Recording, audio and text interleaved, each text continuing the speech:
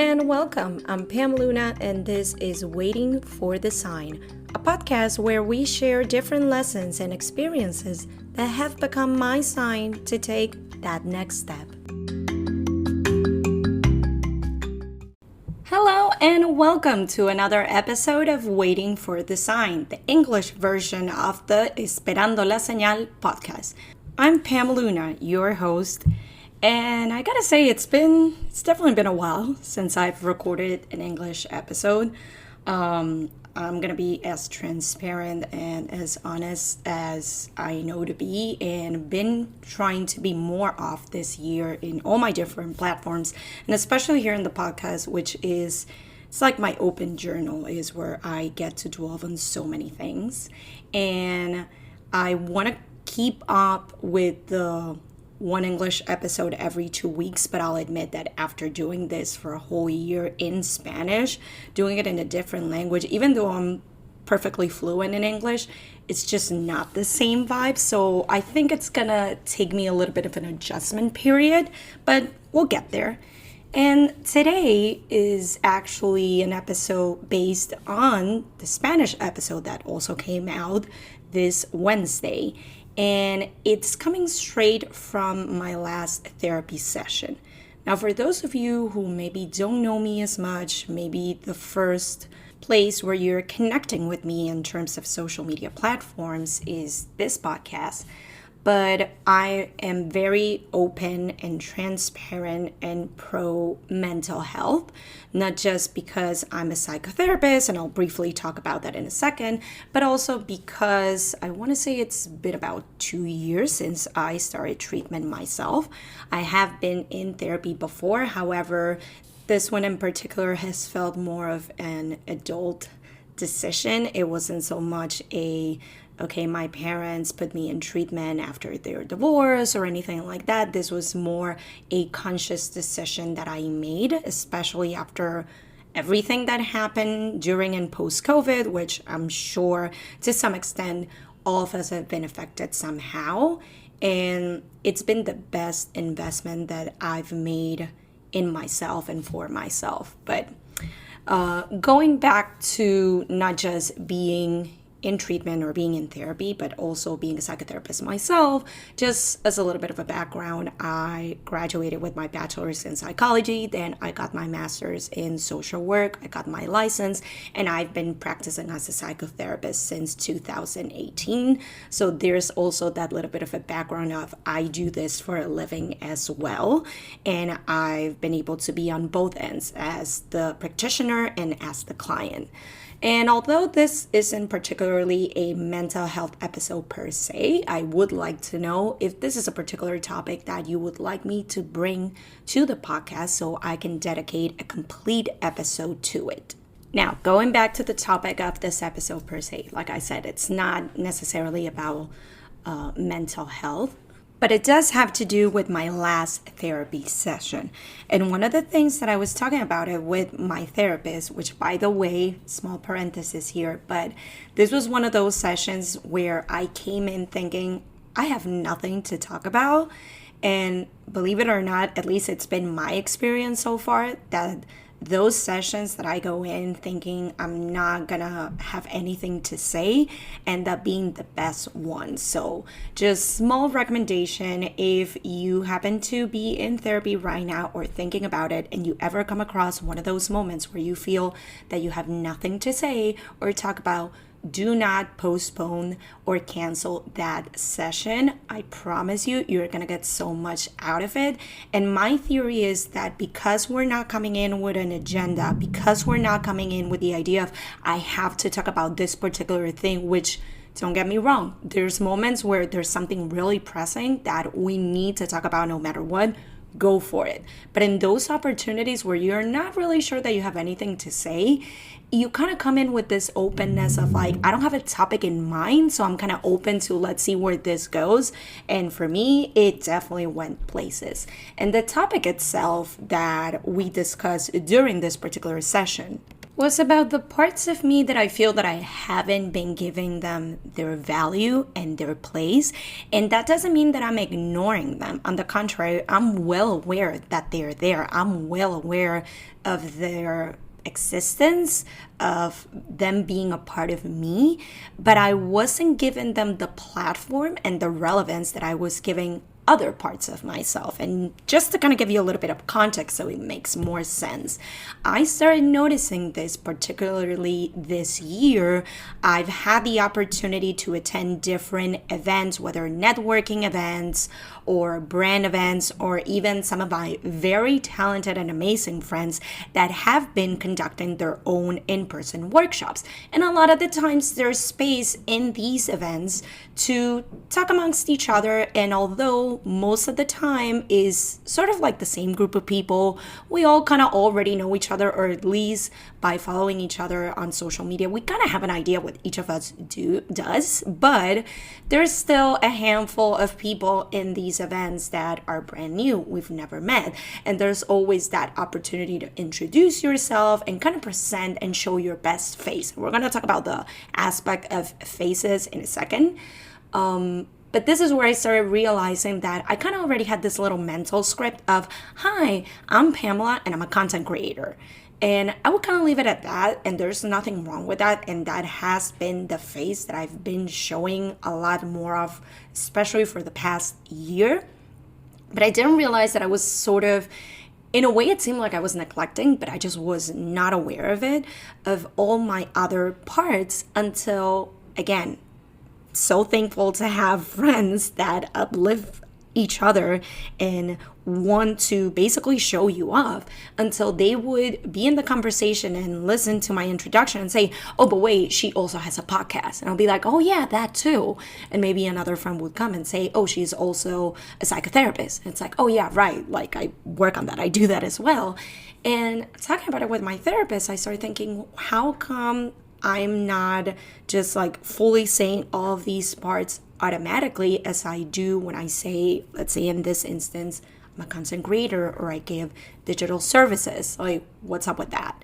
And at that point, we started talking about how last month I went through a lot of, it was kind of like a whirlwind type of month. And I have talked about this more on the Spanish version of the podcast, but I'll bring it up over here. My mindset in 2023 is to break down each month of this year with smaller goals, but also intentions. And the intention that I had given February was of learning. More so because I was aware of all the different online courses and workshops I was going to be taking. So in my mind, okay, this is going to be the month to learn.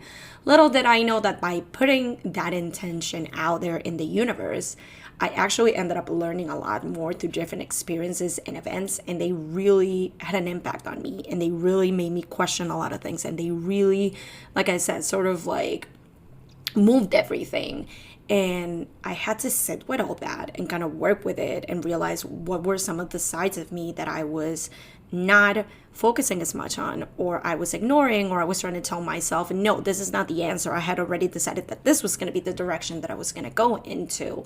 And finally allowing myself to realize, okay, maybe there is some shifting of the pieces that I have to do, and it's fine.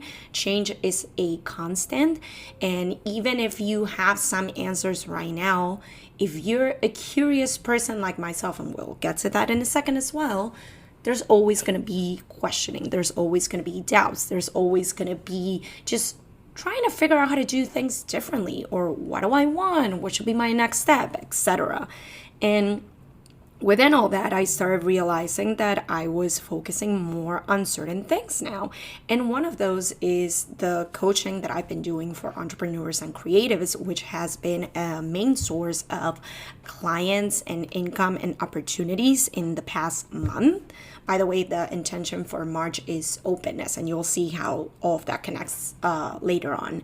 But basically, when I started telling her this, she started asking me, okay, like, how do you, what makes it special for you, and how do you deliver that service, and all of these things. And I was thinking more from like a systematic place, and from almost like giving a sales pitch, like, well, I have this background and I have all these tools and I can do it this way and that way. And it's like I had that answer ready. And then she asked me something so simple, and yet for me it was so complicated in the moment, when she said, okay, and what about what makes you you? What makes you unique and different from other entrepreneur coaches and, just coaches in general? And in my head, I was like, wait, hold on, what? And again, it's such a simple question.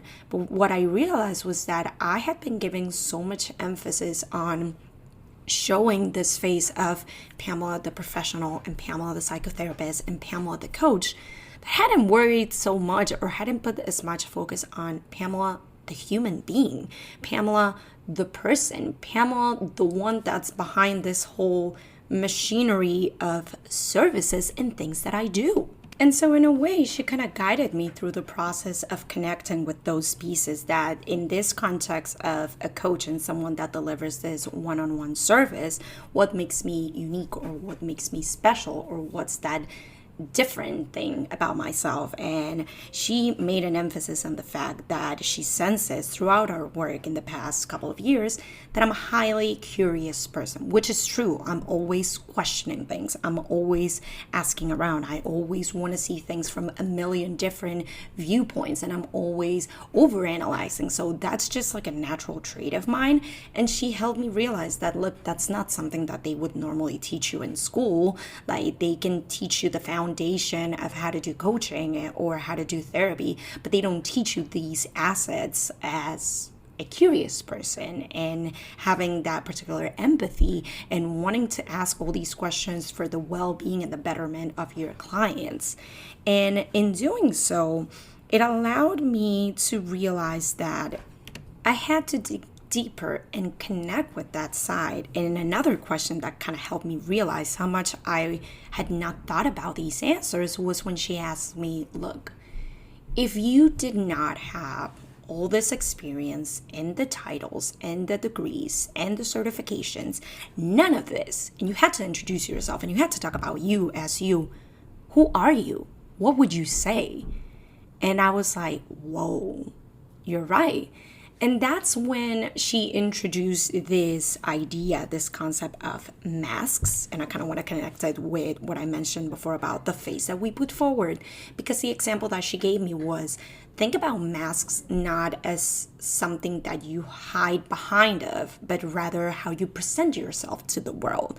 And we have all these different masks that we're constantly changing between one and the other, depending on the setting, the people, the topic, the vibe, which is true. I mean, sometimes we're gonna show ourselves with the mask of the professional and someone serious and someone that knows all about this and that. Sometimes we're gonna show the mask of someone maybe more relaxed and friendly and just not as professional, not even as professional, but as serious in a way. Like, there's all these different masks that makes us who we are.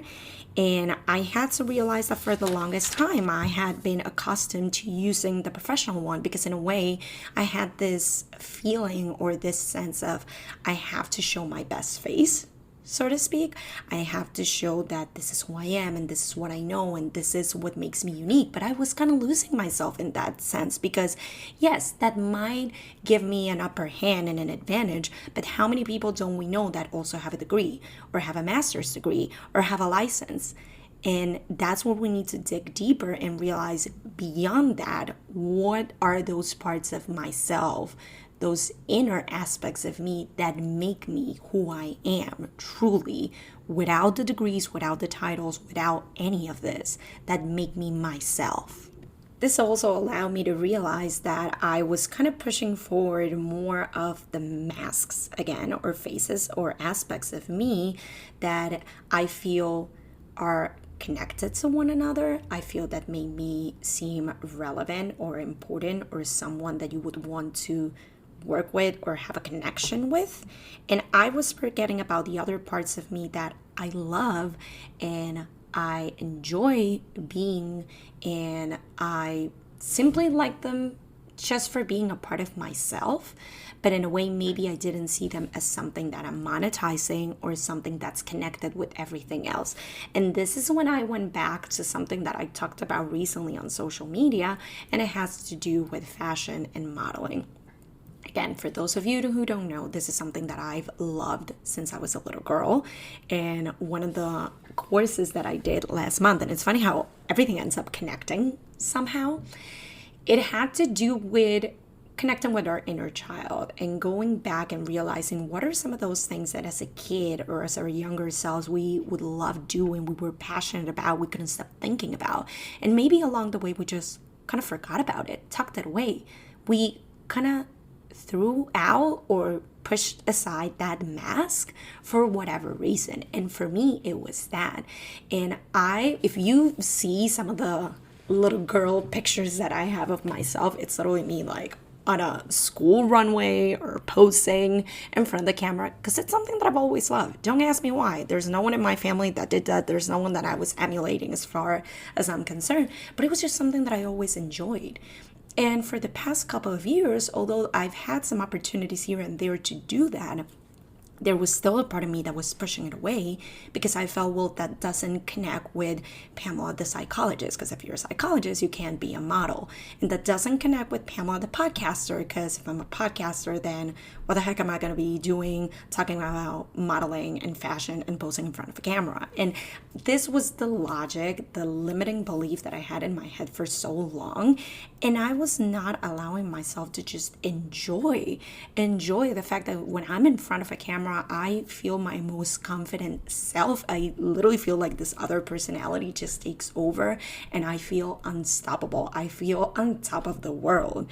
And so why am I not allowing myself to be in this role, to wear this mask proudly as something that I enjoy and I love and that I do? And it may not necessarily align with the professional side of me, but it still has a connection because all of these parts, all of these pieces of the main puzzle that is myself, they come from me. So even if it doesn't make sense per se on, well, the therapist and the professional and the model as a unit, they're all still parts of who I am. They're a part of my story. They're a part of my being. They're just a part of me. And so now I'm allowing myself to see beyond just those extremes or those sides as it's either one or the other. Rather than thinking that I have to choose, I allow myself to enjoy every single aspect of me, and I'm allowing myself and giving myself the permission to wear all these different masks, to really just like venture into all these different sides of me, because they make me who I am and I enjoy them and it makes me happy. And last I checked, nobody has had any issues with that. It's all in my head. Those limitations are in my head. And all of this that I wanted to share with you is because if you felt that there's a side of you that somehow does not connect, that somehow doesn't have anything much to do with what you're trying to put forward right now, with the main offering you're giving to the world, with your profession, with your career, with you as an entrepreneur, allow yourself to stop for a second and think, why aren't you allowing yourself to wear that mask? Why aren't you allowing yourself to enjoy that part of you? If it's something that's within you that you're passionate about, that makes you happy, there's a reason for it. So allow yourself to explore it, even if it feels like, oh, but it doesn't make sense because I'm already this, and that. It's still a part of you. And I've learned to also understand that not every part of you has to be professional or make you money or have a purpose. It can just be something that you enjoy and makes you happy, and that's more than enough. So in summary, to kind of wrap up this episode, and the idea that I wanted to share with you is allow yourself to be curious, allow yourself to ask questions, allow yourself to explore the different sides of you, the different pieces of the puzzle. Don't just limit yourself into one category or one box or one offering or one side of you, because you're not just limiting yourself, you're not letting the world see who you really are, the full spectrum of you, all those beautiful pieces that make you who you are. Allow yourself to explore them, even if it's something that you haven't done in a while. Maybe through this curiosity and exploration and asking questions, you realize, oh, this is something that I've always wanted to do or ended up liking a while back, but then for whatever reason, life happened and I stopped. Go into it. A lot of times the creativity and the answers and the solutions and just that differentiation that we're looking for, it's still within us, and it's in those pieces that we've somehow neglected or forgotten about. Let's allow ourselves and give ourselves permission to wear all these different masks that makes us who we are. And as an example, I want to take this moment to reintroduce myself and say, hi, I'm Pam Luna. I'm a psychotherapist. I'm also a content creator. I'm also a coach for entrepreneurs and creatives. I'm a model by passion, and all of these different parts make me who I am. And there might be even more coming up. So actually stay tuned, because there's some other that I haven't mentioned here that I'm currently exploring and kind of testing the waters. And there's still gonna be a part of me. It may become part of my offerings. It may not. It may just be a hobby. It may just be something that makes me happy. But regardless, it's still a part of who I am. Thank you very much for joining me. I hope sincerely that you enjoyed this episode. It comes from the bottom of my heart and from my therapy notes. And I thank you for being here. I thank you for listening, interacting with the episode, sharing, giving me your feedback, comments, whatever it may be. This part of the podcast is still very new, and I want to continue digging into the English version and pushing myself into doing something that's kind of out of my comfort zone, aka the Spanish episodes, because I feel that there's a lot of value and a lot that I can offer on this side as well. So I thank you for being here. Stay safe, stay well, and we'll catch up on the next episode of Waiting for the Sign. Have a good one.